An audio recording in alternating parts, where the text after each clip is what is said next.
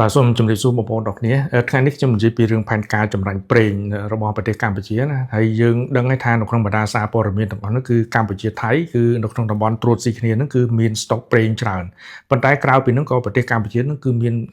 ប្លុកប្រេងដែលខ្លួនឯងរកឃើញដែរយើងសួរថាហេតុអីបានជាយើងមិនប្រឹងចម្រាញ់ប្រេងនៅក្នុង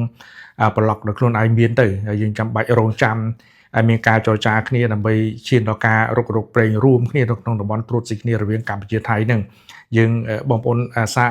អាចស្ដាប់ហេតុផលមួយចំនួនណាយើងមើលផ្ដើមចេញពីរឿងតំបន់ត្រួតស៊ីគ្នាបន្តិចដោយសារតំបន់ត្រួតស៊ីគ្នារវាងកម្ពុជាថៃដែលគេសន្និដ្ឋានថាមានស្តុកប្រេងអញ្ចឹងស្តុកប្រេងហ្នឹងគឺអាចនឹងយកបាននឹងទាញយកមកពីនៅក្នុងតំបន់ដែលត្រួតស៊ីគ្នាហ្នឹងបានចំនួន500លានបារ៉ែលដែលយើងត្រូវប្រើពេលជាហោចណាស់ក៏8ឆ្នាំដែរអញ្ចឹងនៅក្នុងតំបន់ដែលត្រួតស៊ីគ្នាហ្នឹងគឺមានផ្ទៃកាឡាហ្នឹងពី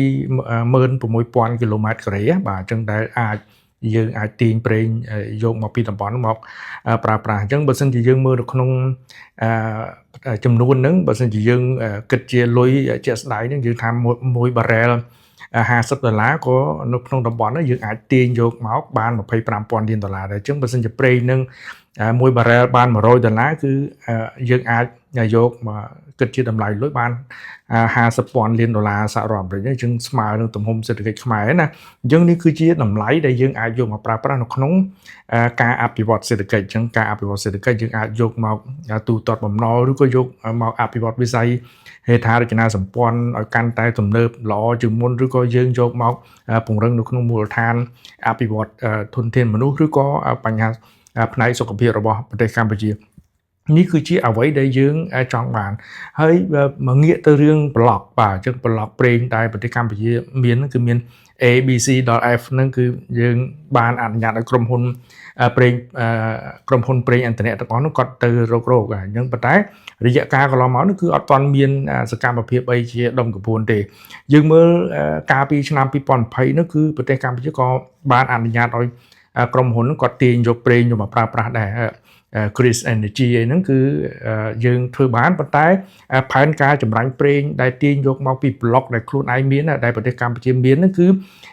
វាទាញយកបានកម្រិតមួយទាបជាងការរំពឹងទុកដែលយើងបានដាក់ផែនការមិនមែនថាកម្ពុជាមិនមែនថាមិនមានផែនការចម្រាញ់ប្រេងទេយើងមានផែនការចម្រាញ់ប្រេងនៅខ្លួនឯងប៉ុន្តែយើងជួបប្រទះទៅនឹងរឿងរ៉ាវជាច្រើនទៅបាទធ្វើឲ្យសកម្មភាពនៃការរុករកប្រេងរបស់ប្រទេសកម្ពុជានឹងត្រូវបានផ្អាកបាទអញ្ចឹងផ្អាកបដិសន្នសិនអញ្ចឹងយើងអាចមើលនៅក្នុង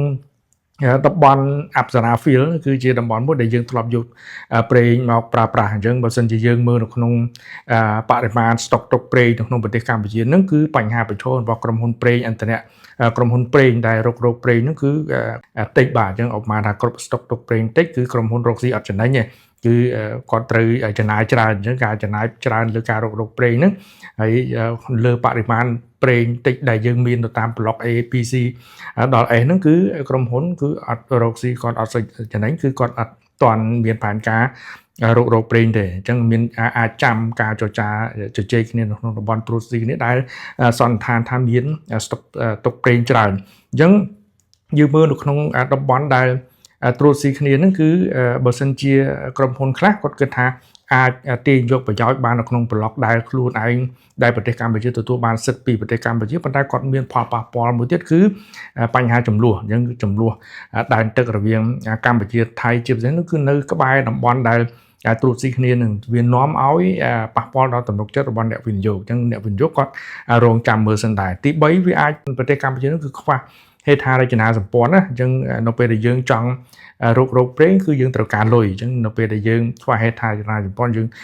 ខ្វះទាំងលុយវាជាកត្តារាំងស្ទះដែរអញ្ចឹងយើងមើលចំណុចសំខាន់ចុងក្រោយនេះគឺយើងត្រូវការអ្នកបច្ចេកទេសបាទអញ្ចឹងអ្នកបច្ចេកទេសហើយនឹងផលប៉ះពាល់បរិស្ថានឧបមាថាយើងយកប្រេងមកប្រាស់ទៅវាប្រេងហ្នឹងកពុបអីនៅលើ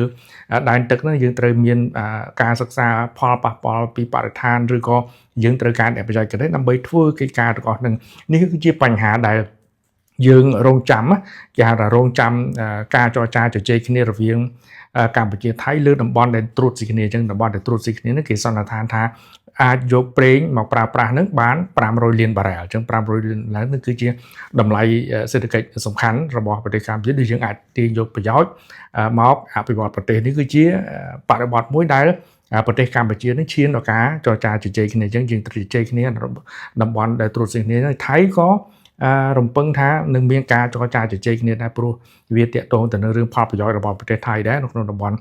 ដែលត្រួតស៊ីគ្នាវាជាឱកាសនៃការទាញយកប្រេងនិងអូស្មန်នឹងមកបម្រើផលប្រយោជន៍សម្រាប់ប្រទេសថៃកម្ពុជាក៏ទទួលបានផលប្រយោជន៍អញ្ចឹងរឿងនៅក្នុងការចរចាជជែកគ្នានឹងការរុករកប្រេងវាជាផែនការមួយហើយការចរចាគ្នាកំណត់ព្រំដែនទឹកវាជារឿងមួយទៀតដែលយើងត្រូវកំណត់តាមលក្ខណៈបច្ចេកទេសយកច្បាប់អន្តរជាតិ